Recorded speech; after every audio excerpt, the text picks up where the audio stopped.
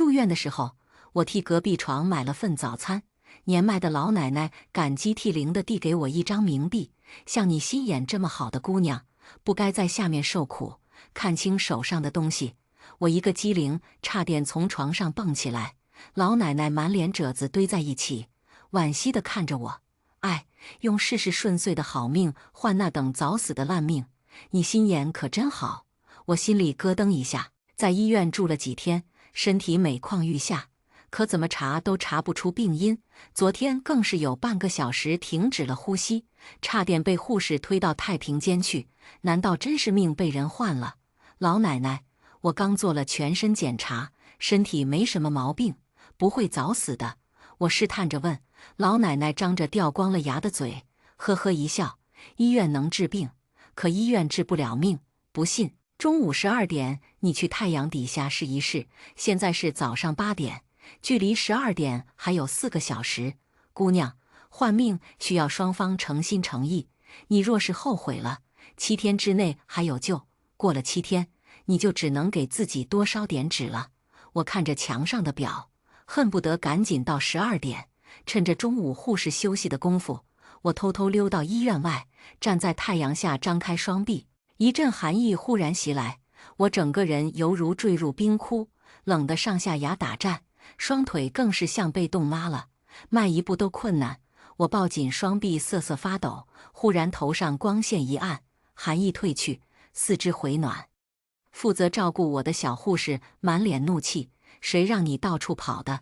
他边推着我走边挪动太阳伞，确保我不被阳光照到。这举动实在诡异。我脑海中浮现出老奶奶说的话：换命需要双方诚心诚意，以好命换烂命。最近让我诚心诚意发誓的人只有一个，男朋友陈明。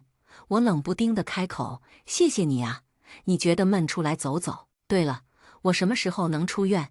小护士闭口不言，我一再追问，他才支支吾吾地说：“下周。”我又拿出手机，嗲着嗓子给陈明发语音：“亲爱的，上回你送我的包我很喜欢，你什么时候给我买双鞋呀？”手机屏幕倒映出小护士嫉恨的眼神。回到病房，我赶紧推推老奶奶：“5天前，我和男朋友去爬山，他说爱我，要和我挂同心锁。我和他滴了血在锁眼里，这就能换命了。我还能换回来吗？”老奶奶闭着眼睛，嘴里念念有词。她说能是能，但是换完以后得去乡下吃点苦，吃苦也比没命强。我一口答应下来。当天下午，我办了出院，按照老奶奶的吩咐，跑到城东、城西、城南、城北各捏了一把土，混装在老奶奶给我的红色布包里，贴着心脏放置。老奶奶说，这样能保我这2天不被邪祟入体。我小心将红包塞到衣服里，这样就能换回来了。老奶奶白眼一翻：“哪这么容易？你们是5天前挂的同心锁，距离彻底换命还有2天。先去把同心锁拿回来，之后我再告诉你怎么办。”我点点头，想着挂同心锁的地方是在另一个城市，现在开车过去还来得及。老奶奶一巴掌拍到我脑袋上：“换命戒指不会离本命太远，应该就在你附近。怎么可能？”挂完同心锁，我和陈明就一起回家了。他最近工作上升职了，忙得不可开交，不可能返回去偷拿同心锁的。老奶奶看我犹豫，呸了一声：“信不过我？好，老婆子，我就让你开开眼。”她闭着眼睛念念有词，忽然指着东南方向道：“就朝这个位置找。”东南方向正是我和陈明同居的小区。我半信半疑，麻利回家翻箱倒柜，床底下、天花板、厕所水箱，所有能藏东西的地方都被我翻了个遍，却没有同心锁的影子。我泄气的一屁股坐在沙发上，随手抽出一张纸巾来擦汗，动作太大，纸巾盒哗啦啦响了起来，心里一个咯噔。我慢慢拿起纸巾盒，有些重量，绝对不是普通装纸巾的盒子。我打开纸巾盒，里面掉出来2对同心锁。2对，一对挂着许岩和陈明的名字，另一对挂着陈明夏小小。锁背面贴着黄色符纸，诡异的朱红色符咒像一个个枷锁。看一眼就让人喘不过气来。难道我身体每况愈下，是与这2个同心锁有关？夏小小又是谁？我想起医院照顾我的那个小护士，她来看我时从来不带工牌，而别人喊她夏护士，直觉告诉我，夏小小就是那个小护士。忽然，大门发出一声电子音：“欢迎回家，陈明回来了。”我赶紧将一切恢复原样。陈明打开门，见我坐在沙发上，惊异万分：“你怎么回来了？”心脏如同浮在水中，上上下下毫无着落。那个医院不好，老是查不出什么病因来。我盯着陈明的眼睛，不放过他每一个反应。陈明挨着我坐下，轻轻揽着我，满目柔情：“老婆，无论生死，我都一直爱你。无论生死，生死。”我全身的肌肉绷紧了。我和陈明已经到了谈婚论嫁的时候，他说他要让我看到他的真心，汗流浃背地背着我徒步登山到山顶，还拿出一把锁来，当着我的面咬开手指，滴血到锁眼里。“老婆，你也把血滴进去。我向你发誓，今天的所作所为都是我心甘情愿的。”我被感动得一塌糊涂，全然没料到这句誓言的诡异之处，也跟着他发誓，也是我心甘情愿的。现在想想，似乎从那时候开始，一切就不对劲了。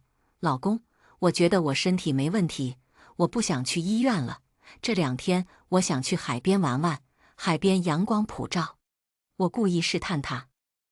陈明笑着，温暖和煦，捋了捋我的头发，一如既往的体贴细心。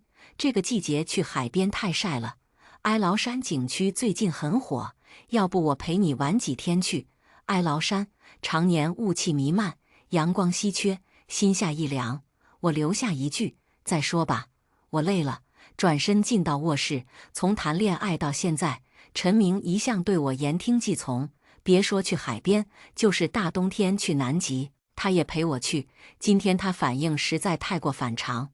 我仔细检查了心口的红包，为保万无一失，我还用绳子将红包死死地绑在身上，趴在卧室门里，听着客厅里脚步声来来回回，似乎是往大门方向走。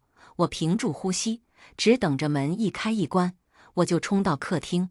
只是头越来越沉，呼吸越来越难，眼皮越来越沉。我越想站起来，浑身就越没力气。一黑一白2个人凭空冒出，明明我已经闭上眼睛了，可就是能清清楚楚地看到那个黑衣人沾沾口水，翻了翻手上的册子。差不多了，我拼尽全力想动一动，可身体就像是被抽走了灵魂，怎么也不听使唤。2个人不知从哪儿拿出一条锁链套在我脖子上，心口处忽然发出一道亮光。那个白衣人动作一顿，从黑衣人手里拿过图册子。错了，还有2天呢。话音一落，2人消失了。意识回笼，我猛地睁开眼睛，浑身被汗浸透了。卧室里空无一人。我拿出心口的红包，闭上眼睛念叨着：“多谢多谢，日后一定多加供奉。今日要不是他，我可能就被带走了。”手心忽然一轻，卧室门突然开了一条缝，半个脑袋探过来，阴森森地盯着我。“老婆，这是什么呀？”他2根手指夹起红布包，在我眼前荡来荡去。平地一声惊雷，仿佛刚才的黑白无常又回来了。我又陷入巨大的恐慌之中，动弹不得。冷静，我勉强咧开嘴，露出个笑脸：“老公，我刚才从地上捡到了这个，是你的吗？”陈明眼睛像淬了毒一样，恶狠狠盯着我。当着我的面，他拿出打火机，点燃了那个红布包，红布包化成灰烬。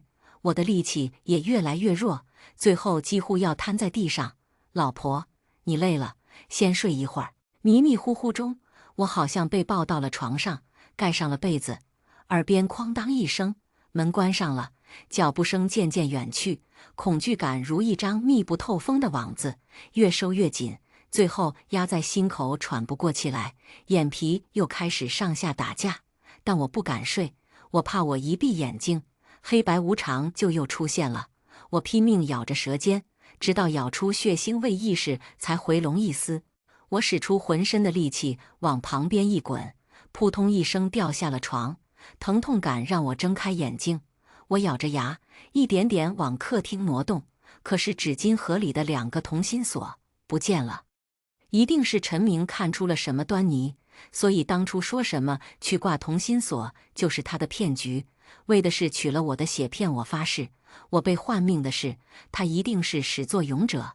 只是另一个夏小小的锁又是什么意思？难道陈明出轨了？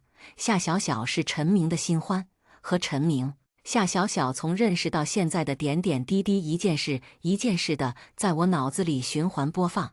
陈明送我去医院的时候见过夏小小，可他态度疏离，不像是认识夏小小的样子。而那个夏小小人长得好看，工作稳定，没道理看上陈明这种穷屌丝啊！百思不得其解时，疼痛感缓解，困意再次席卷而来。我赶紧拿出手机，打通了老奶奶的电话。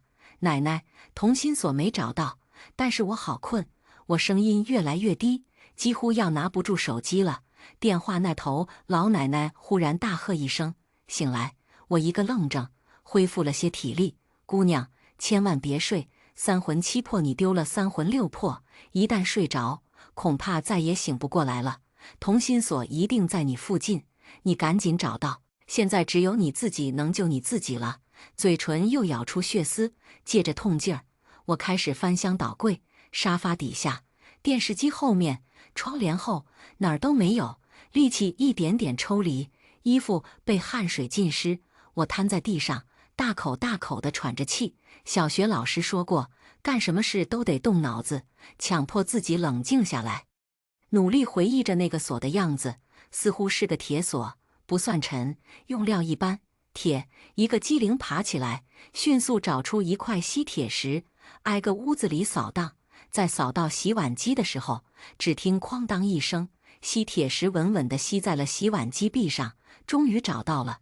陈明将2个同心锁放在碗里，又把碗放到洗碗机里。我小心翼翼地打开，奇怪的是，这2个同心锁居然锁在一起了，3个人的名字一字排开，怎么看怎么诡异。我没空研究这些，小心装好，跌跌撞撞跑到楼下，打了个专车。按照老奶奶的指示，我和她来到海边，将东西交给她的一瞬间，我整个人像脱了力一般，躺在沙滩上再也站不起来了。老奶奶看着同心锁，忽然眼神凌厉。我还是算少了，这不是普通的换命，是一命两换。我想起刚才迷迷糊糊之中的黑白无常，赶忙问：“是不是会死得更快？”老奶奶没有回答，而是翻看同心锁上的名字：“这是你的名字吧？”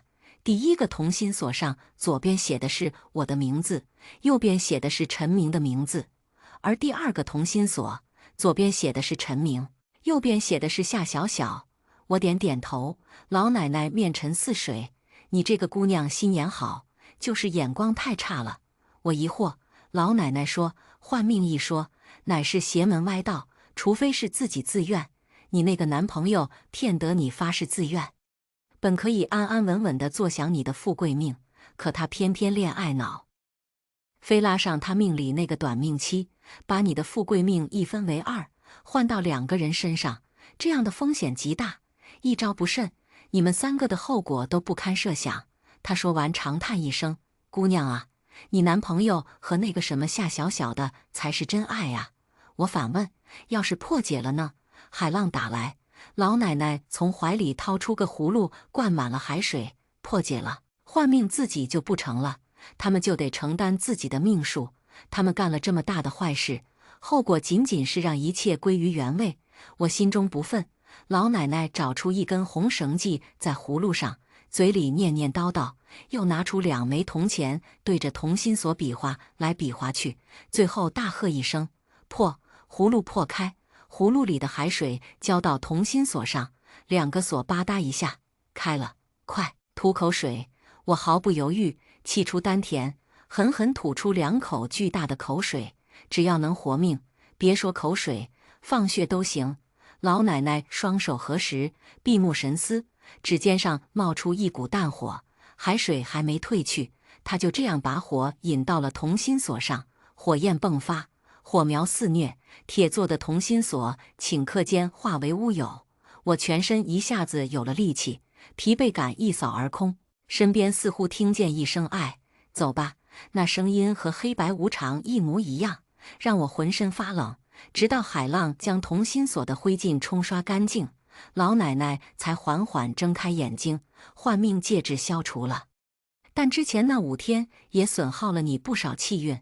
你需要在明日日落之前想办法拿到夏小小和陈明的血，你们3个人血液相融，这才能完全夺回气运。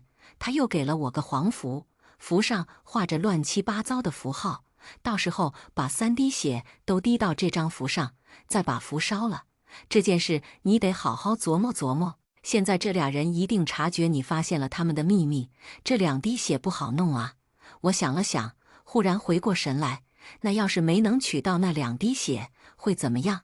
老奶奶面色严肃，双眉拧到一起。换命本就是逆天而行，该遭天谴。你男朋友不光换命，还一命2换，轻则死于非命，重则……老奶奶叹了口气，重则投胎到畜生道，永无翻身之日。至于你，毕竟是天生富贵命，估计会大病一场吧。我一哆嗦，生病可不是闹着玩的。可转而一想，又觉得奇怪，陈明冒这么大风险，就是为了一个小三。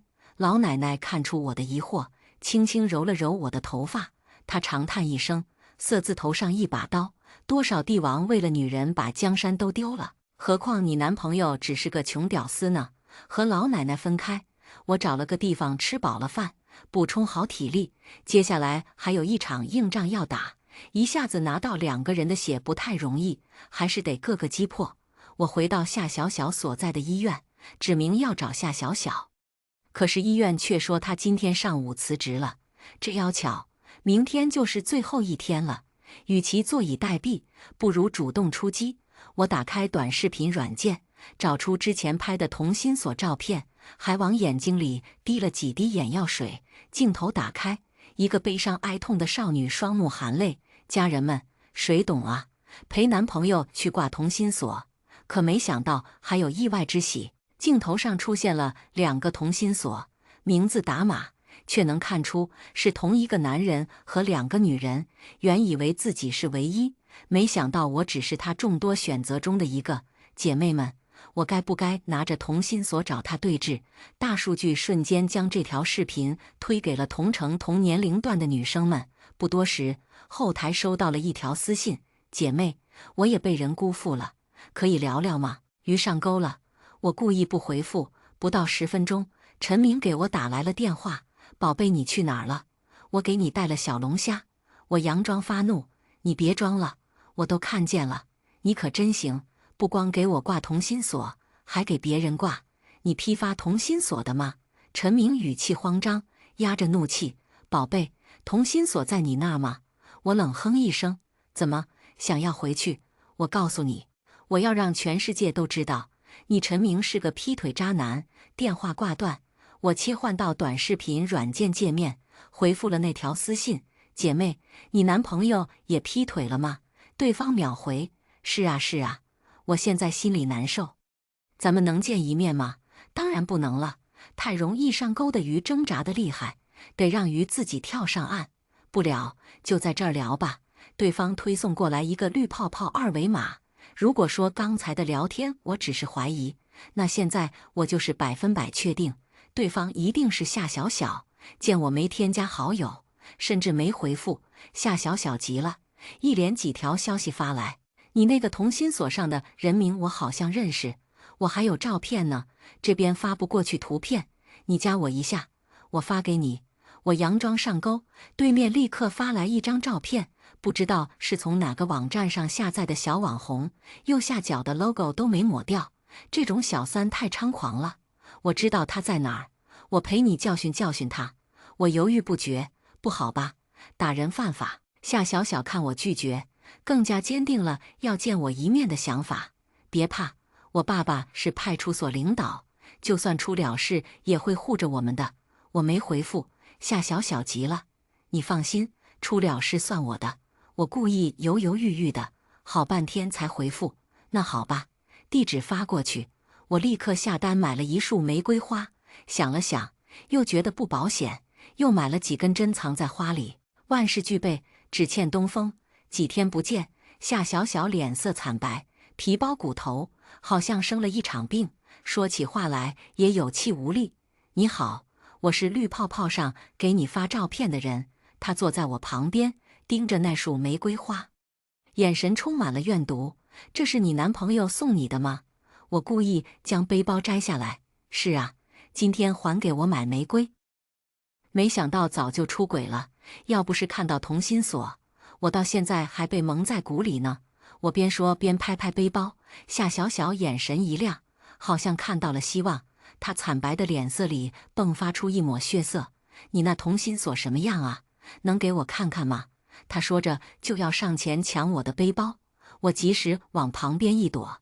这里说话不方便，咱们找个没人的地方好好聊聊。夏小小正愁大白天的没法正大光明动手呢，一听这话立刻答应了。她提议我们去桥洞子底下，说那里不晒，还没人。桥洞子底下好啊，监控死角。我跟着夏小小不紧不慢地走着，她不时地回过头来，盯着我肩膀上的背包。快到桥洞子了，她忽然停下脚步，侧过身来。你先走。她想在我身后抢夺我的包，这不巧了吗？我如她的意，走在前边，肩膀忽然一紧，我迅速转身，将玫瑰花往她脸上狠狠对。啊！一声尖叫，她脸上挂了彩。我生怕血量不够，扔出背包，趁着她被吸引了注意力，又扎了她几下，直到针上的血迹顺着流下来，我才停下手。看着她顾不上疼痛，抓着背包拼命奔跑的样子，我笑了，拿出黄符，血滴流到黄符上，冒出一股白烟，第一滴血。干！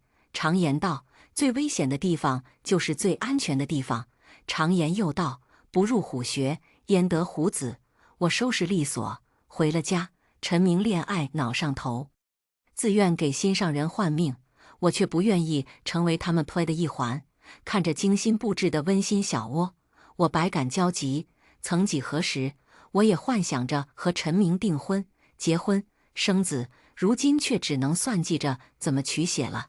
找了个花瓶，把玫瑰花插好，针取出来别到我的衣服上，想想不够保险，又在沙发上、床上、厕所里、厨房里各自藏了几根针。刚做完这一切，门外传来一阵脚步声，紧接着门开了，夏小小站在门外，面色阴森。你敢骗我？我理直气壮，骗你啥了？骗你来抢劫！他一把抓住我领子，恶狠狠咒骂，赶紧把同心锁拿出来。我这才注意到，他手指枯黄，血管凹凸，好像一个行将就木的老人。你用邪术害人换命，还指责受害人凭什么自救？你脸皮真该去当城墙！我冷笑一声，不妨告诉你，你们干的那些烟杂事，我早收集好证据了。等这事儿了，咱就去法院，看到时候你是个什么下场。夏小小手上一顿，我趁机躲开他的桎梏。正当我以为他被我随口编的谎言唬住了时，他突然阴森森地笑了，那笑声尖锐，让人浑身发毛。这事儿了，你就没命了，还怎么上法院？我浑身一颤，你早知道换命会害死人，你还能做出来，真是个畜生！夏小小苦笑一声，畜生？谁是畜生？他们那些买卖器官的才是畜生。我本来是个好好的人，但我家在农村，爸妈嫌我是女孩，嫌我当护士没本事，没法给哥哥挣彩礼，非逼着我卖肾。好不容易卖了肾，又让我卖血给哥哥挣钱装修。我明明都按照他们的要求做了，可老天爷为什么还不放过我？我竟然得了败血症，快死了！夏小小牙齿咬得咯吱咯吱响，满脸癫狂愤怒。凭什么？凭什么你也是女的，你就能安安稳稳地过一辈子？我却得像一头猪一样切了器官又放血。于是我勾引了一个印度的老和尚，我陪他睡了1个月，他才肯告诉我这个换命之法。你不是爱陈明吗？那你为什么不化小爱为大爱，用你的命来爱他爱的人呢？他发疯似的撕开自己的衣服，光着上身站在我面前，原本属于少女光滑的肌肤上几道狰狞的疤痕，胳膊上密密麻麻的针孔，有些地方还发黑。我想同情她，可她是受害人，不代表她可以害另一个无辜的人。夏小小，你走吧，去五台山、少林寺，什么地方都好。中国文化博大精深，总有能破了禁法救你的人。你不该让我为你的不幸买单。夏小小拢起衣服来，直勾勾看着我，扑哧一声笑了。你猜我为什么跟你说这些？我冷汗直流，一颗心扑通扑通，几乎要跳出嗓子眼。他笑得诡异渗入，当然是拖延时间，怕你偷偷溜走啊。话音刚落，陈明悠悠出现，好像是一个幽灵，手指伸进兜里，偷摸手机解锁，面上挤出一丝愤怒。老公，他是谁？你们什么关系？陈明眼角瞥着我塞到兜里的手，还想找帮手呢。我朗声道：你们这么做是犯法的。陈明阴森森地笑：你可是自己病死的，医院的病历能证明。怎么说是犯法呢？他们2个人，我1个人，打不过，根本打不过。我使劲儿掐了一把大腿，眼眶红了。老公，我对你不好吗？你为什么要为了别人害我？我们在一起买大房子，开豪车，再生个可爱的宝宝，好好过日子，好吗？陈明猛地扑过来，擒住我肩膀，双目迸发出饿狼般的目光。好好过日子，能过几天？你知不知道？算命的说我是短命相，说我活不过10年就得完完。我有什么办法？我这么年轻，我还不想死。哐当一声，陈明狠狠地将我摔在地上，我后脑勺着地，几乎要脑震荡了。他癫狂发怒，大有不达目的不罢休的疯劲儿。你不想死，你就自己换命，为什么要1换2呢？陈明抓着我头发，迫使我仰着头与他对视。你以为我想吗？要不是大师说我命弱，担不起你的命格，我怎么会冒这么大风险？我哑然失笑。陈明这个傻子，居然让夏小小骗得团团转。你说的那个大师，不会是印度人吧？夏小小觉得自己快死了。又见我是富贵命，于是买通了那个黑和尚，骗你说你是短命相，让你冒险1命换2命。陈明，你可真蠢呐！陈明双目充血，压根听不进我的话去，不停地复述。你天天高高在上的把自己当小仙女，只有小小爱我、崇拜我、尊重我。他还为我的短命相想办法续命。他越说手劲儿越大，最后竟扇起我巴掌来了，说同心锁在哪儿？说不说？说不说？我满嘴是血，呸的一声吐他脸上。狗男女，一个渣一个贱，这辈子下辈子你们最好锁死了，别祸害别人。哦，对了，你们逆天而行，恐怕没有下辈子了。陈明挥起拳头，脸色狰狞，满眼杀气，像是地狱里爬出来的恶鬼，张开血盆大口朝我扑来。你不让我活，我就让你陪葬。我不躲不避，趁着他挥过拳头，抬起手指刺中他手腕。那一拳打得我咕噜噜滚了个圈。我趁机背对着2人拿出黄符来，将针上的血滴到黄符上，黄符又冒出一股黑烟，身后2声尖叫，一声惨过一声。我趁机吐了一口血在黄符上，抹撒着拿出打火机来点燃。陈明像是被人抽走了骨头，忽然瘫倒在地，却还死死地盯着我，试图爬向我。陈明，你擅自换命，还1换2，遭了天谴，谁也帮不了你。我指着他身后，可陈明却瞪着眼，呲牙咧嘴，休想骗我。他一边说，一边往前爬，手脚触碰到黑水。他愣住了，再看夏小小躺在地上，睁着眼睛死死盯着前方，满脸写着不甘心。他身下正流着黑色脓水。啊！陈明一声尖叫，那个黑水越来越多，越来越浓，像是有意识般朝着陈明流去。陈明不知哪来的力气，飞一般的爬起来，可他往哪儿爬，黑水往哪儿流。我大声喊给他，往厨房去，厨房有门。陈明真的就往厨房爬去。我趁机哐当一下从外边锁死厨房门，黑水顺着门缝一点点流进厨房，里面传来一阵哀嚎。陈明几乎带着哭腔：老婆，救救我！我推了几张凳子桌子顶在厨房门外，生怕他跑了出来。你骗我的时候，怎么没想着让我救你？不怕告诉你，你的夏小小不是真的爱你，他是看中我的富贵命了，故意接近你的。你以为是真爱，别人拿你当垫背的。话音刚落，一股冷风从背后吹来，眼前出现一片巨大的阴影。夏小小不知什么时候忽然站了起来，她明明闭着眼睛，却好像看到我一般，直勾勾地朝着我的方向压过来。明明是个妙龄姑娘，可这会儿却脸色发黑，像地狱来的勾魂使者，双腿一软，我险些瘫倒。她伸着双手堪堪几乎要掐到我的脖子，忽然一团火焰飞起，落到她手上，扑通一声，随着火焰灭，她倒地不起。我这才发现，这道火焰是刚才黄符燃烧剩下的一点火苗。身后的哀嚎声越来越浅，此地不宜久留。我3两步迈出房子，狠狠摔上房门，像是隔绝了阴阳两界一样。周遭一片寂静。再次见到老奶奶，我抱着她，忍不住哭了起来。老奶奶，多谢你了，生死关头走一遭，我只觉得后怕。老奶奶闭着眼睛，连掐带算，孩子，你是富贵命，水能引财，更能与你命格相合，找个海边的城市生活吧。